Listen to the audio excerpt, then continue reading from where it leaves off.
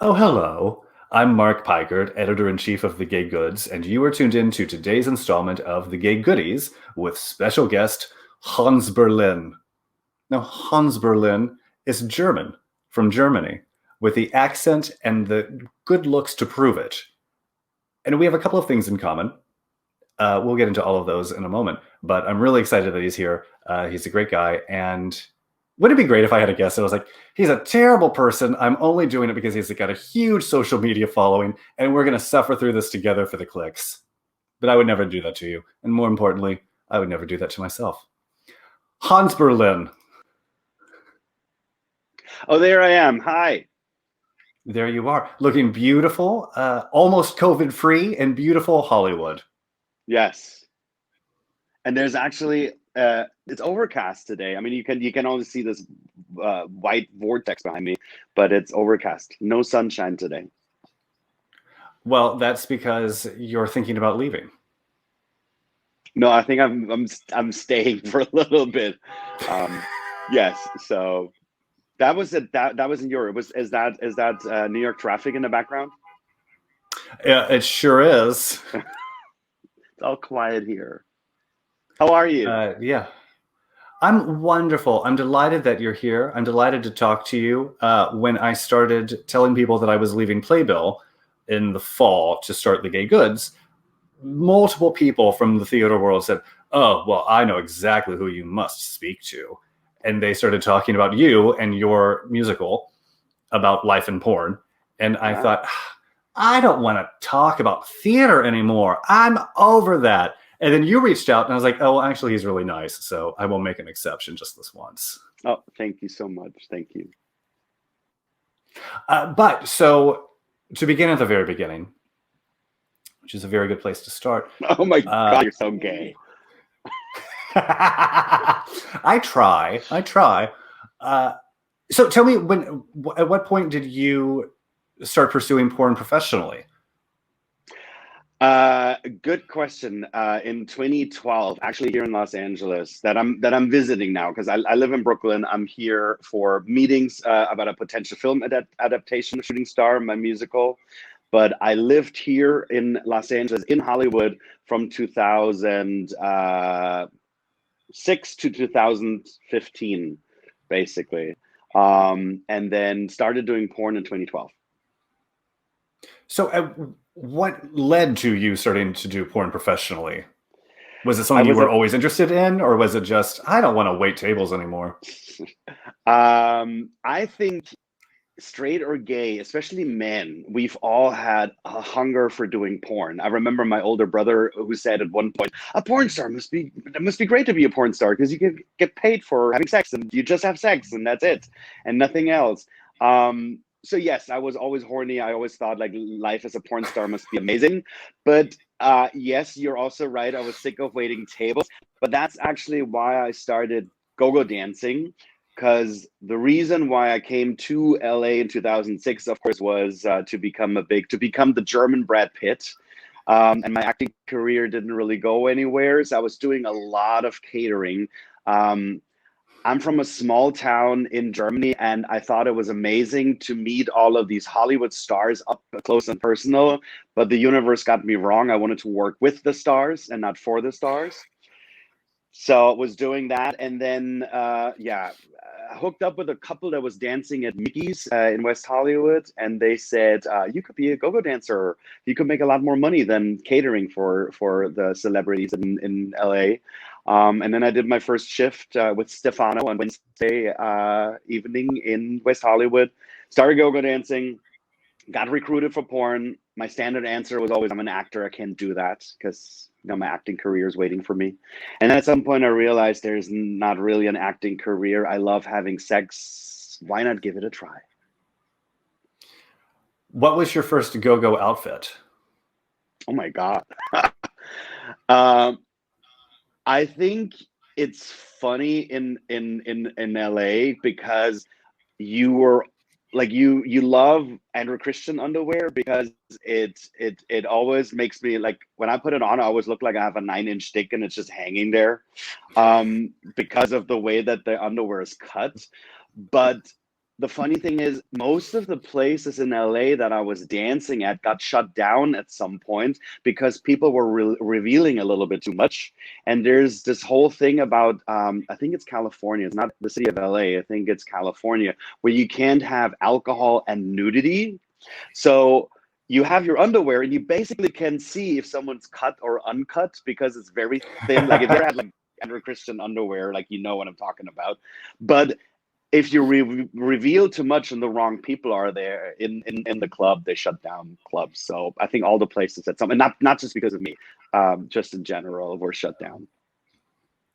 If Andrew So Andrew Christian had a Christian dollar, yes. if Andrew Christian had a dollar for every extra inch he added to guys' dicks in those underwear, he would have as much money as he currently has, I assume. Yeah, but it's not that they're stuffed, you know, like fake, like there's underwear as I like this fake padding. It's just the way that it's cut. Like it's perfect go-go dancing underwear because you can slap people in the face with your dick. I mean, it never looked good on me because I'm tall and slim, and it just looked like I had affixed an elephant mask to my crotch, and there was something elephantine about it that just was not very appealing. So I was usually a C and two. Yeah. Oh wait, you were go-go dancing too? No, God, I wanted to be a go-go dancer so bad, which is hilarious because I have no rhythm. No rhythm. And I actually genuinely, until I was 19, 20, genuinely thought that go-go boys just stood on a box in their underwear and did the monkey. Okay. Just regardless of anything. I have no idea where I got that idea from. And as soon as I figured out that it was not true, I said, then I don't want to do it. And so I didn't. Where were you living at that time? I was in New York. I've always been in New York. Okay. You could have 20 danced years at Splash. This September. You could have danced at Splash because you obviously still remember Splash.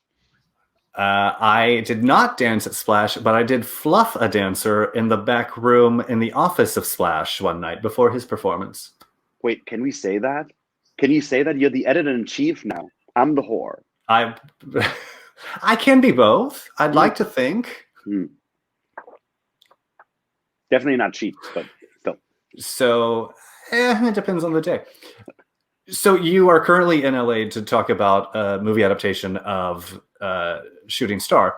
Yes. Which I was also listening to early Madonna today, so I have that stuck in my head. Oh, that's Lucky You Must Star. Be My Lucky Star. Yes. But I keep singing Shooting Star to the tune of You Must Be My Lucky Star.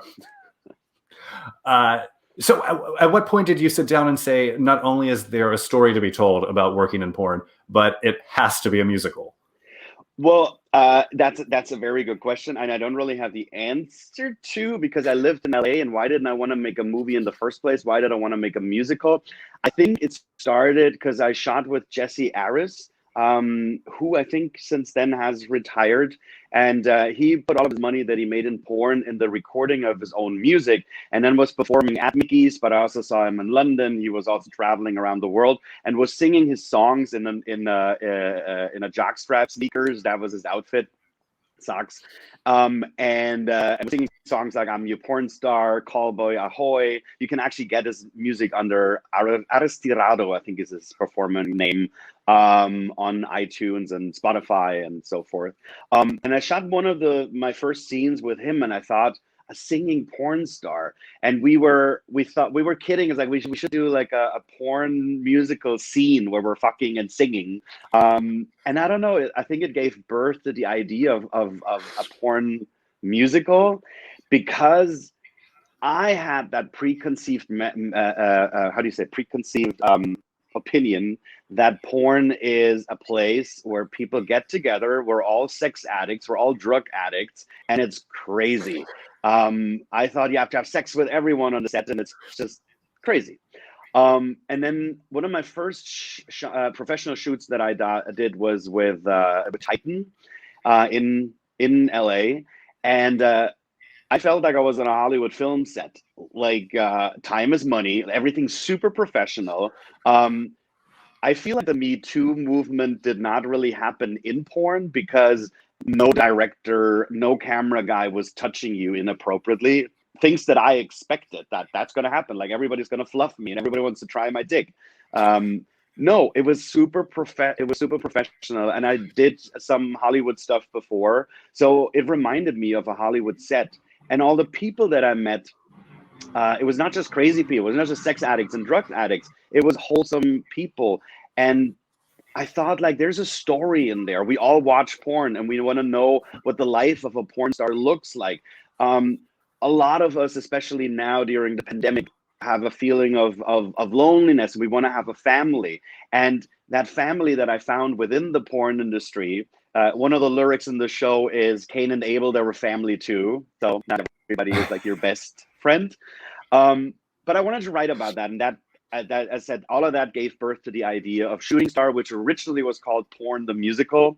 But then I realized everybody thought it would be a campy show, and me myself, I was not really sure about the tone about the show, and then I realized I needed to change it because I created three-dimensional characters and really showed that porn is normal.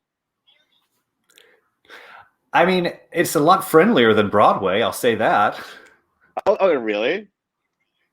Oh my God, yes. Okay. What did I learn the other day? Give us the real tea.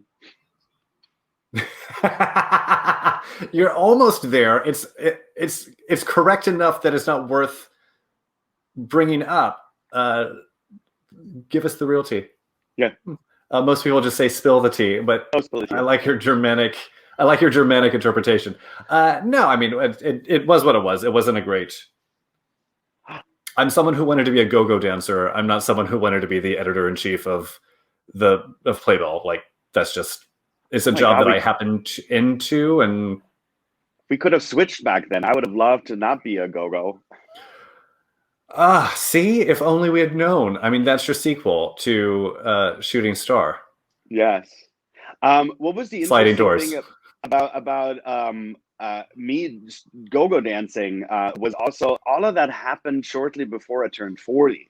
Like this year I'm going to be 49, so I'm still 48. So I've been doing porn for 8 years, and my first I started go-go dancing in I think it was 2011.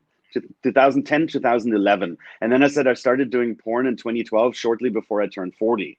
So all these hot pictures and all my hot sex scenes and everything, they all show a 40-year-old man, which means you don't have to be in your 20s to live a crazy, adventurous life. So there's still time for you to be a go-go because you're not even 40 yet, I would think. Are you 30? I am not. I'm past 30. Okay. But I love that about you. I've always said that you're the Glenn Close of porn. Okay, I take it.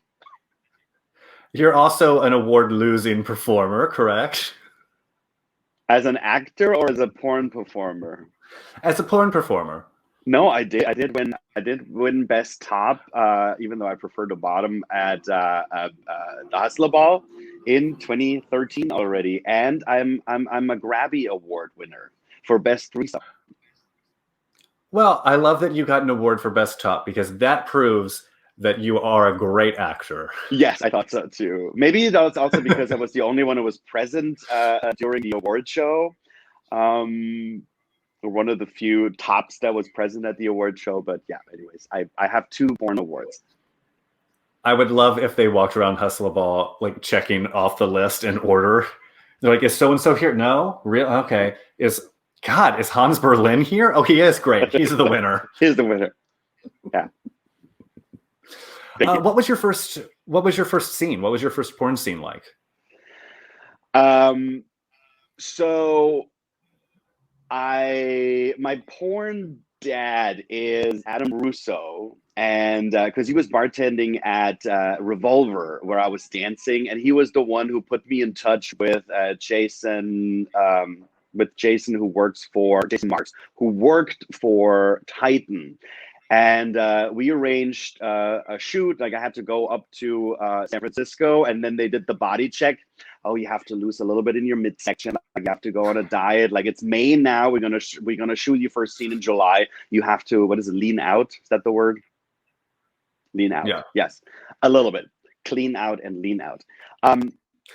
So then I went back home to LA, and I told another one of my porn friends about me, like wanting to do porn. So he put me in touch with a website that doesn't exist anymore called manhandled.com. And they wanted to, they were looking for a top that canceled. And it was something like, do you want to do a porn scene tomorrow? Like, do you want to start your porn scene like 2 months earlier and shoot your first scene tomorrow? And then they showed me the picture of my bottom, who was beautiful, whose name I'm currently lacking, because he since has retired and only remember him by his real name. I don't want to say his real name. But he was super hot. He looked like a young college kid. And I was like, wow, I'm gonna have sex with this guy and I'm actually getting paid for it. So why not? Funny thing was that shoot was actually in Anaheim, close to Disneyland. So I got into my BMW convertible, really old and beat up, drove out to Anaheim, and it was one of those hotels that catered to Disneyland. So do you remember the Madonna Justify My Love music video, when she walks through that hotel aisle and she's like, I just had sex. Like, that's how I felt the entire time. Like, I walked in there and I was like, if you guys knew now, I'm actually going to be here to shoot my first porno. And then we shot our first porno, and then afterwards I was like, if you guys knew that I just shot my first porno. Well, all these little kids that were excited about Disneyland were like walking around us, and not during the shoot, after and before.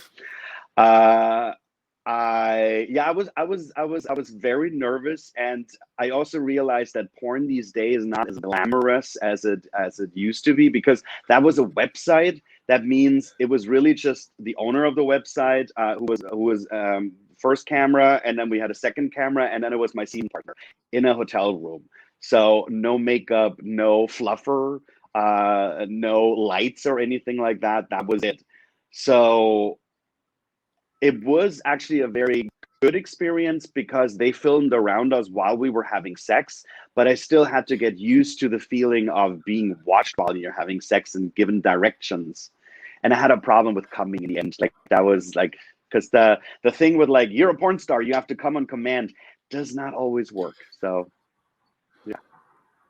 I mean, But it was fun. sometimes it's going to take me 30 minutes, and that's just, you're just going to have to wait. Been there, done that. My second scene was then an orgy for man.com, which was actually a big production with a Trent Ducati, who had also just started around that time. He was there. Adam. Yes, another Adam. And several other people that, like, I think we were 6. And it was in Malibu at a house. So the house owners were there. It's called Pool Party. It's been pretty successful. And the house owners were there. There was actually makeup. There was people that were responsible for the set, because it was a big man.com production. And the last guy, we had to wait for him like for 40 minutes to come. So that's the magic of editing. It's like we all come. You have cum on your chest. You come on your bottoms. I'm spilling some porn secrets now. That's what we're here for. And then this other guy, it's like, okay, watching porn. I know it's like eating steak in the slaughterhouse. So he's watching porn, getting himself ready while we're basically like, okay, drinking. And then it's like, so-and-so is ready to come, back in position. So we went back in position, got some fake cum on us. To mimic the scene before the cut, and then he runs in, he comes on us. Okay, that's a wrap. Everybody get paid out. Thank you. Bye. Yes. I mean, I remember. Yeah. When I was working in porn long ago, and we were filming on Fire Island during July, and you have to turn off the air conditioning. You can't have any ceiling fans on. You can't have any tabletop fans on. So it's, 90 degrees. It's humid because it's Fire Island.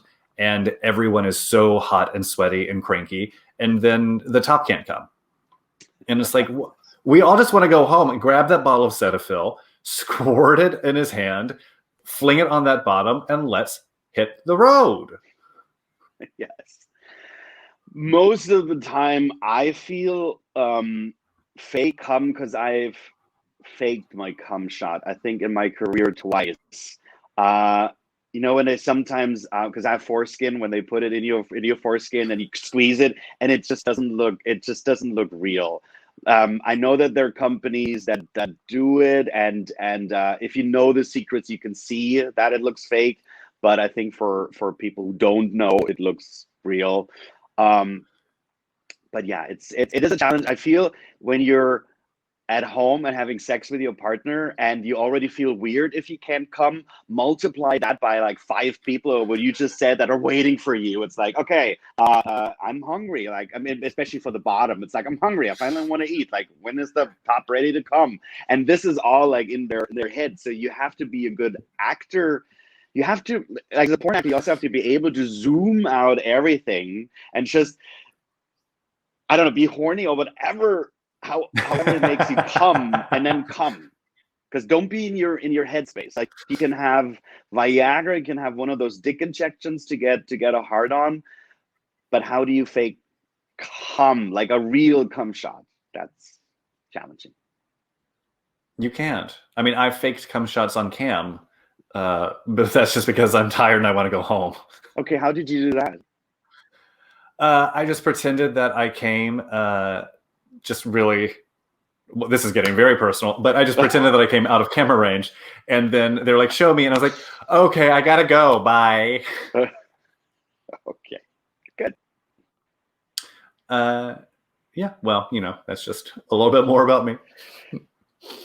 And we love that. I love that you're also that you also have a dirty past, because I was also been reading up on you with that you also worked in porn in behind the scenes, because I met you, as I said, as someone like, oh, there's another amazing interview playbill. What did you call that? A playbill interview series like that you did?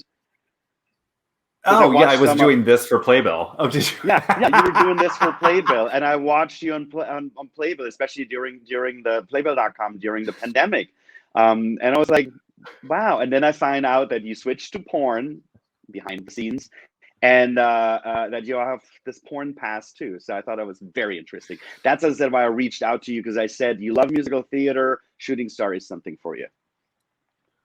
Hans, you just stole my heart, because I don't think even my mother watched those Stream Stealer videos for Playbill.com. No.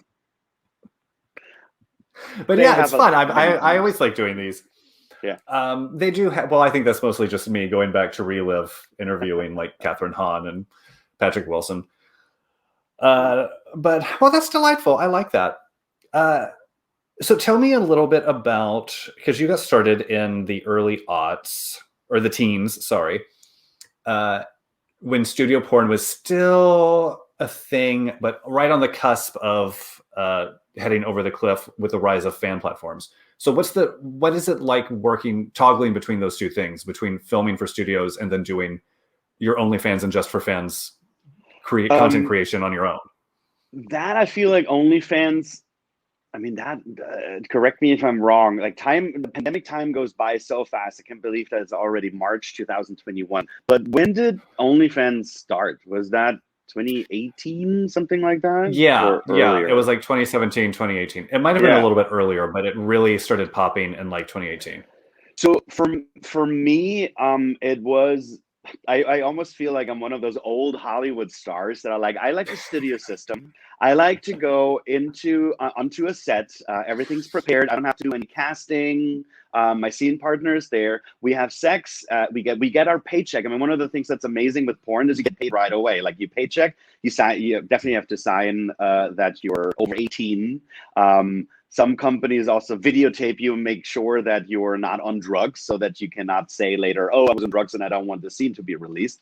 So anyways, but then you get paid, and that's it. And then, yes, if you want to be a very successful porn star, you have to do Instagram, Twitter, now TikTok, like all of your social media.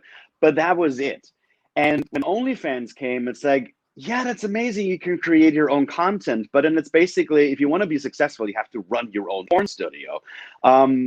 First of all, that, and then second, I also feel Hans and Florian, my real name, my Christian name, we're not that different, but still as Hans, I'm playing a role. Like I was, as I said, the older I get, I'm turning into a lazy bottom. But I was also topping in a lot of, I was also topping in a lot of scenes. And you were on the set, so like you created a character. Now with OnlyFans, you are in my home. I invite you into my home, into my own privacy. Because I live in a New York apartment. I don't have like an extra studio set up. And then yeah, it's like it's more of my privacy. You also see the way as Florian like really likes to have sex. It's a lot more personal, and as I said, all the work that comes with it. Um, like Austin Wolf is for me like my idol. Like the way that all the work that he puts in. I mean, he runs his own. I mean, now that he has his own platform, I mean, he's amazing, and it also shows you that nowadays, as a porn performer, as a successful porn performer, you can't just be hot and sexy, what he definitely is, but you also have to be a smart businessman, and that's what I love about this industry. But long story short, it took me a while to actually get onto the Just for Friends platform or OnlyFans platform, and I'm not like I want to focus on shooting star now. I want to focus on writing because I love having sex, but I also love having sex without a camera. And filming with a camera is never really, for me, it's never really the same. Because I'm also, as I said, hitting 50. So you have to really see like, okay, which angle works really great. Like I think like in your early 20s, you can go and to the shower and jerk off and you can just put the camera anywhere and you look amazing, most of them. But if you're like now, it's like, okay, is this okay? My hair is getting long now. I wanted to see like how that works. So I have to see that early in the morning it's super puffy. I look like Meg Ryan in her early days. So I don't want to do a jerk off scene like that. So I feel like it's always work. So yeah, I think it's interesting. I mean, that's for the performer side. I still think it's interesting that we still have big porn studios, that we still have big porn studio productions, that somehow they are surviving with all the fans content that is out there and with all the piracy. But if you look at, I mean, you're doing all the interviews now, and there's still man.com. There's still, I mean, Lucas is still producing a lot of movies. They're still there. And I'm always surprised as like, how do we actually still make money off? Like, how do studios actually still make money off of this? But I'm glad they Well, do. especially something like men.com where it's just comedy porn now. Like they don't release any actual sex scenes without humiliating some poor woman or doing it as a joke. It's very strange. Yeah. But that's my own thing. But I love that you're doing your hair before filming a jerk off scene, because as Joan Crawford said, when my fans see Joan Crawford, they want to see Joan Crawford. Yes. Which then I also realized, because when I talk to some of my fans and they're like, the reason why you're a favorite porn star is because we like you, because you are a daddy, because you are not in your early 20s. So it shows, once again, we see ourselves different than other people see us. Like what I think is maybe not hot, they think is hot. Maybe they like the Well, so I Meg hair. mean, in my early 20s, everyone would call me a twink because I was tall and skinny, but I always had this voice, and I was like, I'm really not a twink. I'm maybe a bacall, long, lean, and boozy. But I would never describe myself as a twink. I may look like a twink, but I open my mouth, and a 44-year-old divorcee who drinks too much Tab with vodka during the day and smokes too many Virginia Slims at night emerges. Now at least like they have a twunk, right? Yes, but I was much too skinny. I was 40 pounds lighter than I am now. Wow. But that's just pure muscle. Yeah, I know. Mm-hmm. We can see that on all of your nude pictures that are still existing from your camera days. Oh, I mean, honestly, Cameras. I showed face. I came on my face. No shame. Wow. Well, it's my gift. So how did Broadway then react to that? Because that's always one of the things, nowadays when you start doing porn, you know that porn is forever. That's also, I did some rewrites yesterday in Shooting Star, because I didn't really have that in there, because my lead and shooting star also came to Hollywood to be an actor, and I had to rewrite a scene where they basically tell him, it's like, you shot one scene now. If you ever make it big, if you ever become the next Brad Pitt, people are going to find out about it. So I wonder, even if you were not a Broadway performer, or was that somewhere also in your past? Were you ever on stage?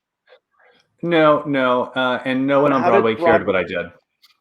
Literally, That's, I'm radio surprised. silence. Wow. I mean, that also I shows you don't. that there's future after porn. Well, it also shows you how narcissistic and self-involved most performers are. But that's neither here nor there. What But I want in to. what way? I don't understand. Well, no, when I was editor in chief of Playbill for Yeah. 4 years, and I don't think that.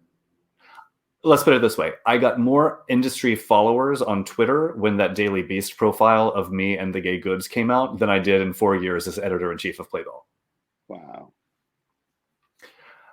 But I'm not to everyone's taste, and certainly I was probably a little edgier than that job than I needed to be for that job. So not a great fit, but we live, we learn, and we move on. Yes, and I'm a very positive person. I think like it's great, as I said, like you're so open about what you've done before, and then I mean working for Playbill. I mean that's that's a company that's known all over the world. I mean that's a huge deal, and that they were totally okay with it because you didn't hide anything while you were like you didn't hide your cam past while you were working there, right? Well, no, it was simultaneous. So I was working there and I was on cam, Okay. just in mornings and weekends. So you were also not afraid of being caught, and I've realized for myself is especially like I contracted HIV in 2001, so long before I started doing porn, and I've always I contracted in a time when I knew I'm not going to die because there's medication, but it was really hard for me, of course, to talk about it. Now we have PrEP. Now we know, have the knowledge of U equals U, undetectable equals untransmittable, that someone like me can pass HIV on anymore because I'm on medication. Back then it wasn't. So I was hiding it, and the more I was hiding it, the bigger problems I created with some guys that wanted to date me, and I was not open about my HIV status at first. I mean, we used condoms, but then when we wanted to get rid of condoms, and I talked about HIV, it always created big problems. And then at some point in 2015. I actually put it on my Facebook, on my Florian Facebook page first, and said, hey, if I had cancer, you would all know about it. But I've been living with HIV for 14 years now. I just told my parents about it. They're fine. They understand I'm going to survive, but I'm so done hiding. And I did the same thing with my porn career that I put it on my Facebook. I remember I was actually putting a link to my first porn scene on my regular Facebook because I realized if you the more you hide things, the more Angriffsfläche, potential to like for people to fight you, you know, like to blackmail you. The more you Yeah. hide, the more power you give to these people. So I've realized the more open I am, and also with HIV, especially as a porn performer, gave me a voice to talk about U equals U. Bruce Richmond, who founded the U equals U campaign, one of my heroes. I work for the German AIDS Foundation. If you go on their website, it's a German name, so I'm not going to say it now. I know what I do is the name of the campaign, and I'm the role model for treatment as prevention. So I've realized that with just being open about it, and as I said, you being open about it, it shows people like, even though you've done dirty sex work, you as in general, you can have a future at Playbill. You can have a future, and you can also have a very interesting past. Yeah, hell yeah. But what was it? What has it been like, the shift in society as a positive performer? Because I got into a long-term relationship in 2008, and we Mhm. broke up in 2015. And all of a sudden, everyone's on PrEP. It's a completely different world. Everyone's on Grinder, and it was a huge adjustment for me coming out of a 7.5-year monogamous relationship. So, what has it been like navigating that with people and seeing people educate themselves in real time about medication and U equals U? It's amazing, obviously, because I think my self-esteem as a positive performer and as a positive person is because of all the knowledge, is because of prep. On the other hand, especially with U equals U slash treatment as prevention, there's still so much education that needs to be done. I mean, there's even plenty of gays that don't, like HIV positive gays and gays in general, that don't know that if you have sex with me and I am on medication, I am undetectable, that I can't give you HIV anymore. In my HIV education, I always say, if you meet me in a bathhouse and you don't know me, and I say, I want to come in your ass, we're not using a condom because I'm undetectable. It's like, you don't know me. So you don't know if you can trust me. So if you're not on PrEP, you have to use a condom or be abstinent, like the Catholic Church, but that's a different thing. So, but if you're in a long-term relationship, or if you know your fuck buddy, and as I said, I always say, like, I can provide like my medical history to you and show you that I am undetectable, then you must know that actually having sex with someone like me is the safest option, because to this day there's never been a transmission from someone who is undetectable to someone that's negative. And PrEP is great, but we also cannot forget that PrEP is also as safe as a condom if a condom is used properly. So I got HIV and I was always using condoms. But, you know, in a doggy position, maybe someone took a condom off or a condom broke and I didn't know it. So condoms are not 100% safe. They're pretty close. PrEP is very close to being 100% safe. But U equals U, having sex with someone who's positive. I remember there was a German campaign that said "fuck positive," basically saying don't be afraid to fuck someone who's positive, because there's still people who have, like, that stigma is still out there.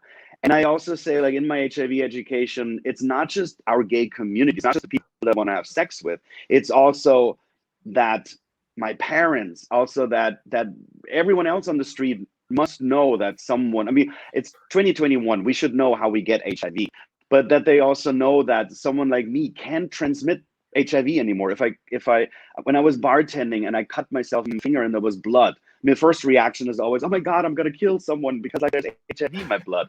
But there isn't any, like, even in my blood, like, I can't give it to anyone. So that's knowledge I said, there's still so much work to be done, but definitely times have changed.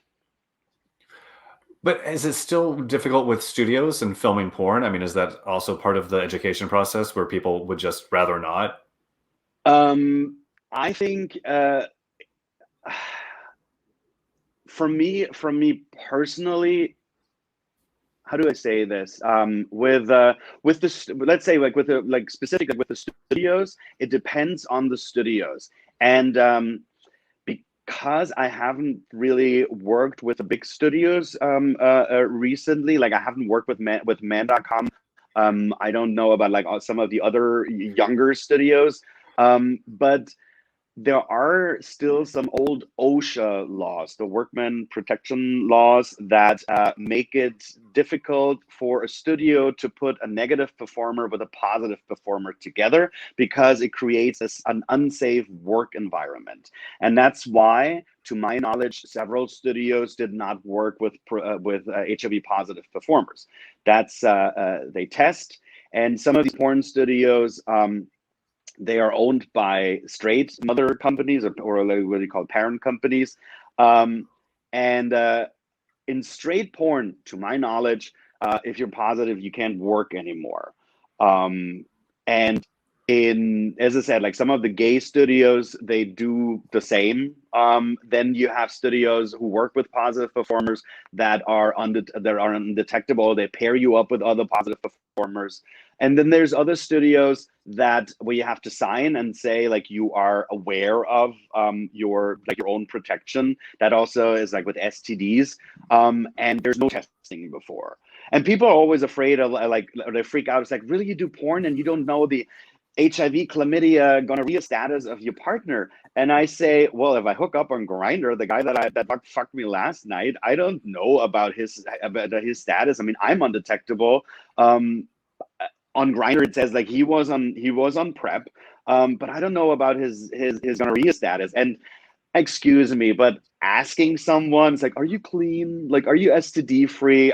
My answer is always, well, I had my last test. I get tested every month. My last test, everything came back negative, but I have a lot of sex, so I cannot give you 100% like a guarantee that I'm completely negative with everything. Boom, I'm blocked.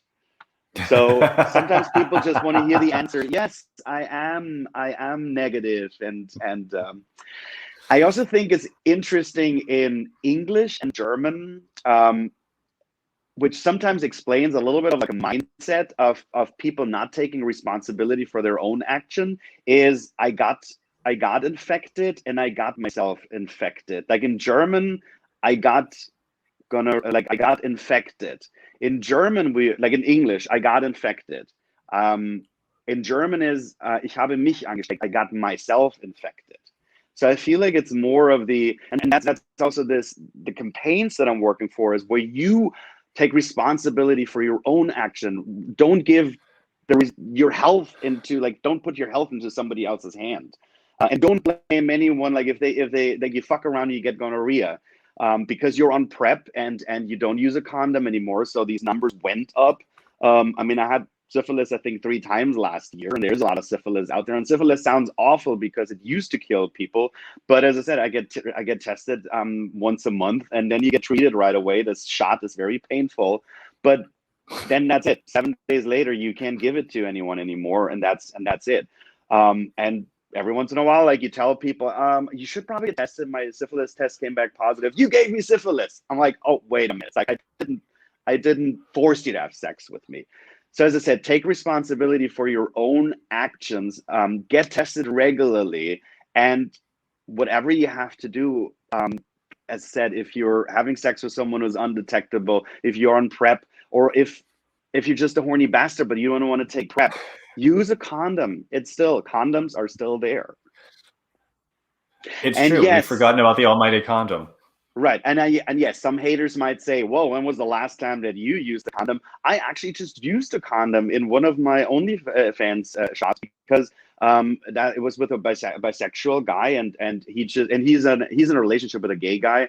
And he just said, my partner is completely okay with me having sex with like for work, but he asked me to use a condom just so that I don't bring any STDs home, because a condom, and most of the STDs you can also get with a blowjob. But especially with covers with anal sex, like a condom protects from syphilis, gonorrhea, and chlamydia, and all of that. So we were shooting a just for fun scene with a condom. I mean, he came in my face. So I had my taste of cum. But is it for fucking? We used a condom. So yes, condoms still exist. Well, sometimes you want to wear suspenders and a belt. Yeah. Took me a second. Like a fetish, but I understand. You got it. You got there. I'm proud of you. All right, we're running out of time, so I have to ask you our final question. Yes, I didn't do it. Which not My that standard final answer. question. This is a different conversation. Which celebrities did you jerk off to growing up? Oh, growing up. God, Rudolph Valentino? No, I'm not that old, but I did have a crush on Patrick Swayze in Dirty Dancing, and there was also what is the North and the South, that mini series about the Civil War. I thought he was super hot. I definitely had a crush on him, and I'm sorry, a very young Tom Cruise, in Risky Business. I mean, yes. I at that point I didn't know that he was a shorty, but he was definitely on Top Gun. Yes, so definitely to those. By the way, before we run out of time, I know you have Twitter for Hans Berlin, but also Shooting Star. This was, by the way, a dream come true when we did the first production in LA in 2019. And you can also follow Shooting Star on Instagram and on Twitter. Shooting Star Musical. You can't follow Hans anymore on Instagram because for the second time my account got deleted. I show a little bit of an ass crack. I realized that Instagram doesn't like any kind of like a happy trail, like any kind of pubic hair. I mean, we're back to letting pubic hair grow, but you show a little bit and your picture gets flagged. So I think it lasted for a month and it got blocked again. So, but you can follow Shooting Star, and please do. Please, everyone, do. And I can't wait to hear what happens, what the next phase in its life will be. Let's say streaming. Hopefully, like I want to come back to LA this summer and make a movie so you can see it. I mean, perfect in a perfect world, like The Prom on Netflix. And then in 2022, we're already talking to theaters in London for production there. And I want to do New York. I mean, it's an off-Broadway show. It took Hedwig and the Angry Inch, I think, 25 years to go to Broadway. Maybe that's our future too, but I definitely want to hit Broadway, and from there, I want to send Shooting Star all over the world. The world is ready for a serious musical about gay porn. I mean, if Naked Boys Singing could run for 20 Yeah. years, you could do a limited 6-month run. Right, and I always say I love Naked Boys Singing. I also love Naked Singing, but Naked Boys Singing, the show, Shooting Star is a little bit more like Naked Boys Singing and dancing and crying and talking. So, but there is nudity in the show as well. No fake fucking, no real fucking for now. I work with the magic of musical theater. But you see some penis, you see some dick. Well, that's what you need to show. I've always said that. Yeah. That's the one flaw in Gypsy. You never see Herbie's dick. Okay, who's Herbie? Am I not gay enough? Who's Herbie in Gypsy? No. It's Rose's boyfriend, Herbie. Okay. I always focus on Mama Rose, I guess. Fine. And you never see Tulsa's dick either. Who dat? Oh my god. That's enough of this, Hans. Thank you so much for joining me, and thank all of you for tuning in. Tune in next Monday for another installment of The Gay Goodies.